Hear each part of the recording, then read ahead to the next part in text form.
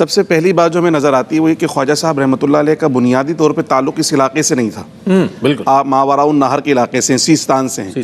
اور پھر ایک طویل عرصہ جو ہے وہ حضرت خواجہ عثمان ہارونی رحمۃ اللہ علیہ کی صحبت میں گزار کر پھر مدینہ شریف جا کر پھر وہاں سے آپ کو ہندوستان کی طرف بھیجا جا رہا ہے. تو ایک ایسا علاقہ جہاں کی بود و باش آپ کو نہیں پتا، جہاں کی زبان آپ کو نہیں پتا، جہاں کے رہنے والوں کا سماجی اور معاشرتی جو ان کا کلچر ہے اس کے بارے میں آگاہی نہیں ہے.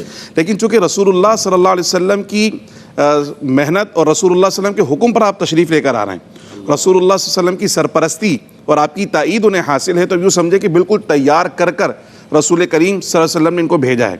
اب جو نامساعد حالات کا جو ہم بار بار ذکر کر رہے ہیں اس میں سب سے پہلی چیز جو ہمیں نظر آ رہی ہے وہ ایک نظر آ رہا ہے سوشل ڈسٹینس، یعنی اس علاقے کے افراد اور آپ کی جو بود و باش ہے اس کے درمیان سماجی فاصلہ ہے، سب سے پہلی بات. دوسرا، ہندوستان میں خاص طور پر جو شرک ہے نا وہ اس کے جو افراد ہیں ان کے رگو پے میں بسا ہوا ہے. بالکل ہزاروں سال سے وہاں پر بت پرستی ہو رہی ہے اور ایک خدا نہیں کروڑوں خداؤں کو پوج رہے ہیں. ہر چیز کا الگ الگ خدا بنا رکھا ہے اور خداؤں کی بھی باقاعدہ کیٹیگریز وہاں پر موجود ہیں. ایسے میں توحید کا پرچم بلند کرنا یا توحید کی صدا لگانا یہ آسان کام نہیں ہے.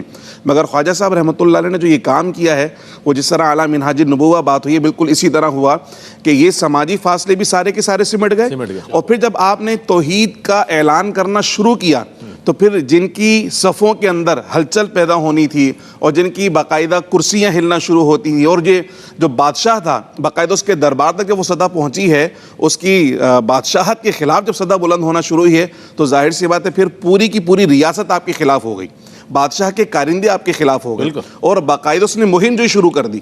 اب بالکل وہی سامنا آپ کو کرنا پڑ رہا ہے جو انبیاء کو سامنا کرنا پڑا. سیدنا موسیٰ علیہ السلام کا ذکر جیسے ہوا تو وہاں بھی آپ کا مقابلہ کرنے کے لیے جادوگروں کو بلایا گیا تھا. تو یہاں بھی یہ سمجھے کہ جو اللہ کا ولی شاید یہ جادوگر ہے، کوئی مسلمان جادوگر آ گیا ہے تو پہلے مقابلے کے لیے جادوگروں کو بھیجا گیا کہ جاؤ بھی تم جا کر اس کا مقابلہ کرو. مگر اللہ کے ولی کی کرامت کے سامنے وہ جادوگر بھی سارے کے سارے فیل ہوئے. وہ جو خواجہ صاحب رحمۃ اللہ علیہ کو بھگانے کے لیے آئے تھے وہ خود خواجہ صاحب کے غلاموں کی صف میں شامل ہو گئے. تو یہ جب بھرپور مخالفت کی ہوا چلی ہے تو خواجہ صاحب رحمۃ اللہ علیہ نے ان تمام لوگوں کو محبت کے ساتھ اپنے دامن میں سمیٹا اور ایسا سمیٹا ہے کہ وہ جو مخالفت میں تھے وہ آپ کی تائید میں آنا شروع ہو گئے، مطابقت میں آنا شروع ہو گئے. اور باقاعدہ خواجہ صاحب رحمۃ اللہ علیہ نے جو خاص طور پر جو اعلیٰ منہاج النبوہ دوسرا کام کیا وہ آپ نے دسترخوان کو وسعت دی ہے. اس زمانے میں جب بادشاہوں میں اور لوگوں میں انتہائی تفاوت تھا، آپ نے غریبوں کو دسترخوان پہ جگہ دی. اور حضور علیہ الصلوۃ والسلام کی اس حدیث کا مظہر کہ سب سے افضل اسلام کیا فرما تطعیم الطعام، کھانا کھلانا. آپ نے بغیر مسلک، بغیر مذہب، بغیر کسی تفرقے کے سب کو دسترخوان پہ جگہ دی. اور دستر غریب نواز سے، دسترخوان غریب نواز سے جب وہ لقمہ حلال ان کے شکم میں جاتا تھا تو شکم کو ہی نہیں بھرتا تھا بلکہ دل کو بھی روشن کر دیا کرتا تھا اور وہ سارے کے سارے اسلام کی طرف آنا شروع ہو جاتے تھے.